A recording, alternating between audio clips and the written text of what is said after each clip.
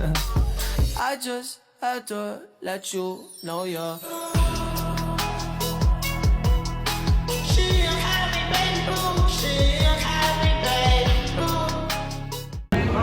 Halo semuanya, perkenalkan kami dari kelompok 4. Di sini kami akan mempresentasikan mengenai materi ekonometrika yaitu analisis log linear.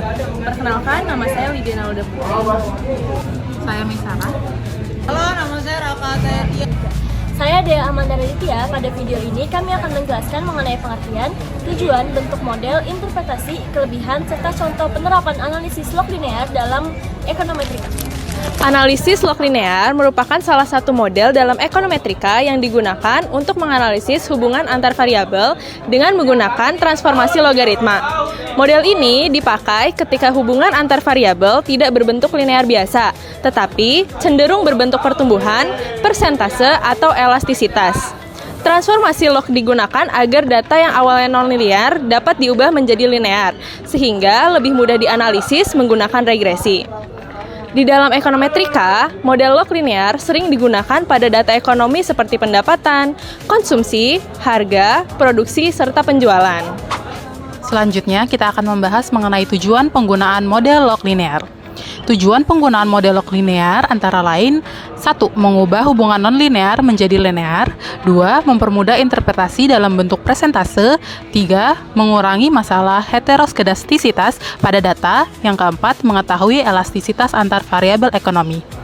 Untuk model log linear sangat cocok digunakan ketika perubahan variabel dependen dipengaruhi oleh perubahan presentase variabel independen. Secara umum, model log linear memiliki bentuk sebagai berikut. Log natural Y sama dengan beta 0 ditambah beta 1 dikali X ditambah error. Keterangannya, Y adalah variabel dependen, X adalah variabel independen, B0 adalah konstanta, B1 adalah koefisien regresi, dan C adalah error term. Pada model ini, variabel Y diubah ke dalam bentuk logaritma natural. Selain model log linear, terdapat juga linear log dan log atau double log. Namun, pada pembahasan ini kami fokus pada model log linear.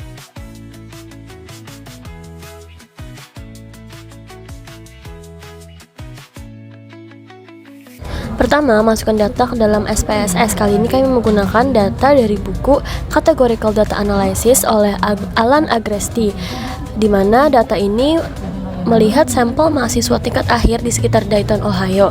Apakah mereka pernah mengonsumsi alkohol, rokok, atau ganja?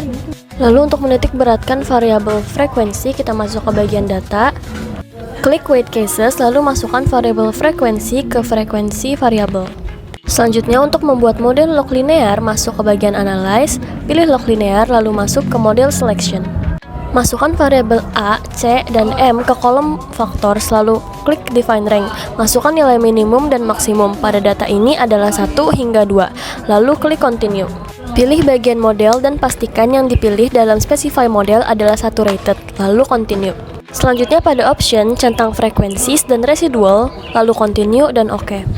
Pada bagian output ini, fokus ke bagian KW and Higher Output Effect. Lalu dapat disimpulkan bahwa model log linear yang terbaik yaitu hanya melibatkan 2 interaksi variabel saja.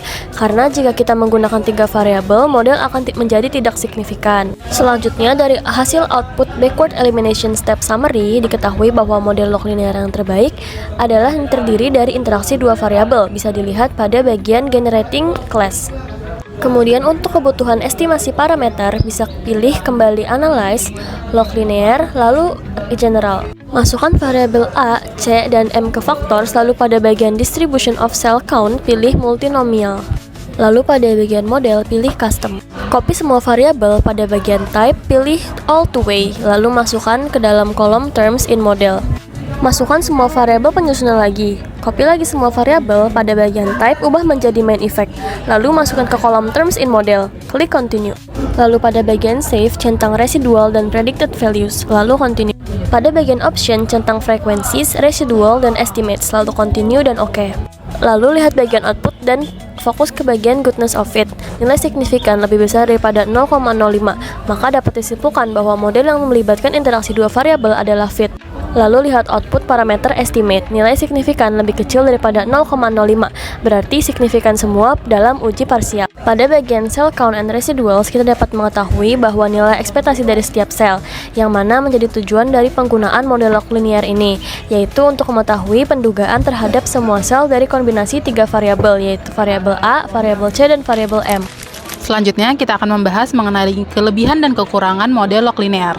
Model log linear memiliki beberapa kelebihan, yaitu data lebih mudah dianalisis, interpretasi dalam bentuk persentase, dapat mengurangi ketidaknormalan data, dan terakhir membantu mengatasi heteroskedastisitas.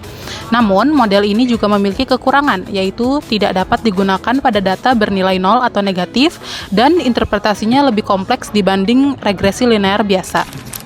Penerapan model log linear dalam ekonomi misalnya 1. Pengaruh pendapatan terhadap konsumsi, pengaruh harga terhadap permintaan, pengaruh investasi terhadap pertumbuhan ekonomi, dan analisis penjualan suatu produk.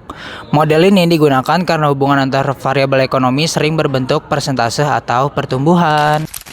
Jadi, dapat disimpulkan bahwa analisis log linear merupakan metode ekonometrika yang menggunakan transformasi logaritma untuk menganalisis hubungan antar variabel.